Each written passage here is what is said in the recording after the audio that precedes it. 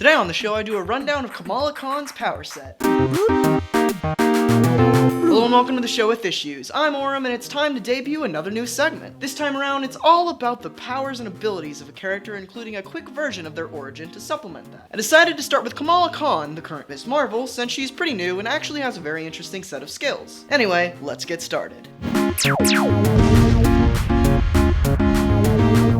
Kamala Khan, the Spider-Man of this generation, and apparently a writer of Avengers fanfiction. Anyway, Kamala Khan, better known as Ms. Marvel, is a young teenager who was born in Jersey City. Growing up, she always felt different from everyone around her. Something just seemed off to her. This eventually sprouted into a love for superheroes, especially Carol Danvers, the current Captain Marvel and former Miss Marvel. One night, Kamala, against her better judgment, snuck out to attend a party. When she arrived, sadly, she was just teased and bullied into leaving by some of her classmates. Kamala, angered and disappointed, began to walk home when she was exposed to the Terrigen cloud that had been slowly traveling across the world since Black Bolt set off the Terrigen bomb back in Infinity. Kamala passed out and soon awoke from her cocoon after having some weird subconscious dreams involving the Avengers. This is where Kamala's inhuman powers manifested themselves. Inhumans' powers normally reflect their host's personality, as evidenced in Kamala's powers. She always wanted to be a superhero, and when she emerged from her cocoon, she appeared to have the likeness and powers of Carol Danvers. In actuality, this was just the first evidence of her appearance alteration powers. This specific power allowed her to shapeshift and pretty much change anything about her appearance, even enough to mimic inanimate objects. Kamala isn't actually able to do this anymore, however. She discovered soon after her Terrigenesis that shapeshifting drained her of her power, and she slowly wasn't able to hold her different forms for long periods of time. In fact, the only reason she's able to quickly recover from using this power is because of her accelerated healing factor. Her healing factor comes with a catch, though. She can only use it while not using any of her other powers, which is another reason why the shapeshifting didn't last. The healing factor also eventually reduced the initial elasticity of her cells, effectively snuffing out any more possible use of her shapeshifting ability. Another side effect of the healing factor is that, if used for extended periods of time, it will leave Kamala fatigued and hungry. The real crux of Kamala's powers isn't her shapeshifting, though.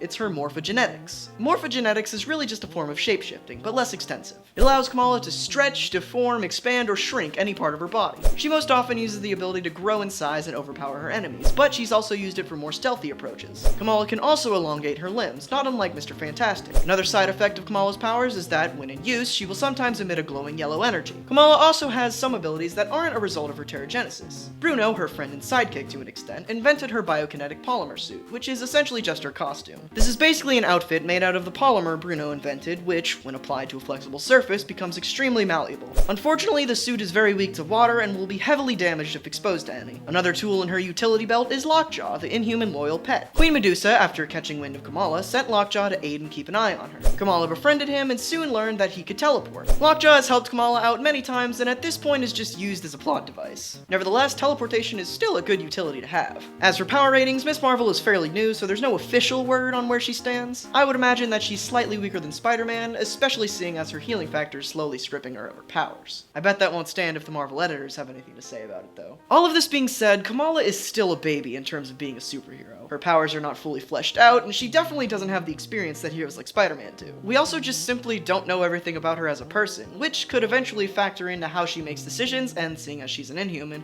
what kind of powers she eventually manifests. I'm pretty sure her future Avengers status and book will give us the answers we're looking for, but for now, we'll just have to wait and see.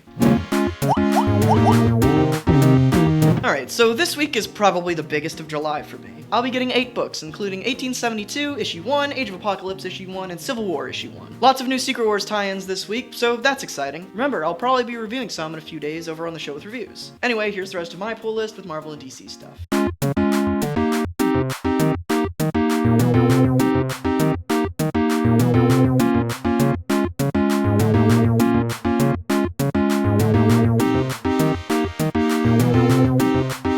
But that's it for this week. How'd you guys like the new segment? I'll probably make it another monthly segment unless you all want something else. Oh, and don't worry, this doesn't affect Parallels in any way. That'll still be a monthly thing. Also, if you want me to tackle a specific character or just have a request or suggestion for a future topic, drop that in the comments. Anyways, thanks for watching. Next time I invite all my superhero friends over and have a dodgeball fight.